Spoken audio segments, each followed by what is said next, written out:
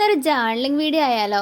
എന്നെ പോലെ ജേർണലിംഗ് കിറ്റൊക്കെ കിട്ടിയിട്ട് ജേർണലിംഗ് ചെയ്യാമെന്ന് വിചാരിക്കുന്നവർക്കാണ് ഈ ഒരു വീഡിയോ.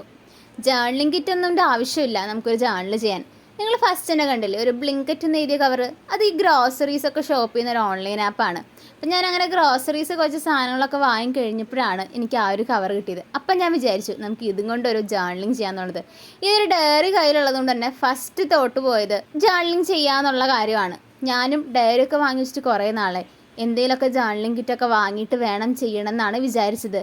ബട്ട് ഞാൻ വിചാരിച്ചു ഇതും കൊണ്ട് തന്നെ ഒരു ജേർണലിംഗ് അങ്ങ് ചെയ്താൽ എന്താണെന്ന്. അതിൽ കുറേ ജസ്റ്റ് കുഞ്ഞു കുറേ ഫോട്ടോസും പിക്ചേഴ്സും കാര്യങ്ങളൊക്കെ ഉണ്ടായി. അതിലുള്ള ഒരു ഗേളിനെയാണ് ഞാൻ വെട്ടിയ സീൽ ഒട്ടിച്ചിരിക്കുന്നത്.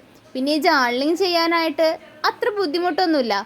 നമുക്ക് കുറച്ച് പേഷ്യൻസ് വേണം. കാരണം ഇതുപോലുള്ള കാര്യങ്ങളൊന്ന് കട്ട് ചെയ്തെടുക്കാനും അതൊക്കെ ഒന്ന് പേസ്റ്റ് ചെയ്ത് കൊടുക്കാനൊക്കെ കുറച്ച് ടൈം എടുക്കുന്നതാണ്. നമ്മൾ കോൺസെൻട്രേറ്റഡ് ചെയ്ത് കഴിഞ്ഞ് കഴിഞ്ഞാൽ നമുക്ക് അടിപൊളിയായിട്ട് കിട്ടും. പിന്നെ ഇതൊക്കെ എന്തിനാണ് ചെയ്യുന്നതെന്ന് ചോദിക്കുന്നവരോട്, ഇതൊക്കെ ഒരു ഇൻട്രസ്റ്റ് ആണ്. നമുക്ക് ഒരുപാട് സ്ട്രെസ്സൊക്കെ ഉള്ള സമയത്ത് നമുക്ക് ഇഷ്ടപ്പെടുന്ന കാര്യങ്ങൾ ചെയ്യുമ്പോഴാണ് സ്ട്രെസ്സൊക്കെ മാറിപ്പോണത്. പിന്നെ ഇതൊക്കെ ആദ്യമായിട്ട് ചെയ്യുമ്പോൾ കുറേ മണ്ടത്തരങ്ങൾ പറ്റും. എന്നെപ്പോലെ ഞാനത് ആദ്യം ഒട്ടിച്ച സമയത്ത് ഒട്ടിക്കേണ്ട സ്ഥലത്തല്ല ഗമ്മ് തെച്ചത്, എന്നിട്ട് തല തിരിച്ച് ഒട്ടിച്ച് വെച്ചു. ഇത് പിന്നെ നമ്മൾ മാറ്റി ഒട്ടിക്കും, പിന്നെ മറിച്ചും തിരിച്ചൊക്കെ ഒട്ടിച്ച് വെച്ചാണ് നമ്മൾ ശരിയാക്കുന്നത്. ഞാനും ജേർണലിംഗ് ചെയ്യാനുള്ള എക്സ്പേർട്ടൊന്നും അല്ല. നമ്മൾ ഈ ജേർണലിംഗ് കിറ്റ് വാങ്ങി ജേർണലിംഗ് ചെയ്യുന്നതിനൊക്കെ അതിൽ കുറേ സ്റ്റിക്കേഴ്സും കാര്യങ്ങളൊക്കെയാണ് നമുക്ക് പേസ്റ്റ് ചെയ്യാൻ കിട്ടുക.